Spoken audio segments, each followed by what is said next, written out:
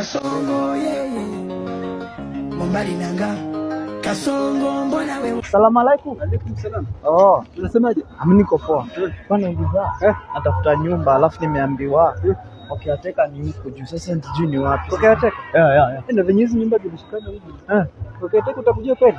Mbona nisijue na nimekuja hadi hapa kutafuta nyumba. Wenyewe nyumba ziko. Sikatai. Lakini wakiateka kujua nyumba wakiateka. Mbona? Juu unaona kaile kona? Hapo hivyo kifika hapo. Enda kwa Fallopian Tube. Kwa Fallopian Tube. Unasikia? Nakuelezea vile unaenda. Ukifika hapo hivyo, enda kwa Fallopian Tube. Ukifika hapo kwa Fallopian Tube, enda pale hivyo nyuma kwa esophagus. Kuna esophagus hapo hivyo nyuma. Ukipita hiyo mlango mwingine, hapo kwa testis, hiyo ni nyumba ya wanawake. Namba 11 testis hapo hivyo ni nyumba ya wanawake. Ukishafika hapo hivyo, teremka kwa knees. Ukitoka kwa knees, enda kwa toes. Kwani ukifika kwa toes, enda kwa head kidogo. Rudi tena kwa toes. Hapo hivyo ndio kwa caretaker. Kwa toes? Kwani ni human body? Unasikia unataja hapo baba screen. Hapo hivyo sijakupoteza, nimekuelezea vizuri. Ndio maana nimekuulizia kwa caretaker utakujua vizuri kweli. Ndio nikaanza vizuri kukuelezea.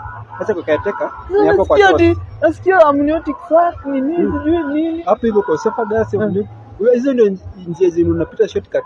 Kwani ni kuliko kwenda long way kupitia hand uende kwa leg tena ndirudi kwa mouth. Hiyo ni long way. Unasikia? Sasa fanya hivi, pitia hapo penye nimekwambia, uende hadi kwa toes. Ukishafika kwa toes, bisha hapo hiyo mlango ya toes hiyo. Imeandikwa toes ama hapo ndio kwa caretaker. Imeandikwa toes. Pita kwa testis, enda kwa toes. Bisha hapo kwa testis. Hiyo ni mlango wanawake, sawa? Enda hivyo penye nimekuelezea. Sawa? Ukipotea urudi tena nikuelezea. Hey bro, ama nitakupeleka sawa?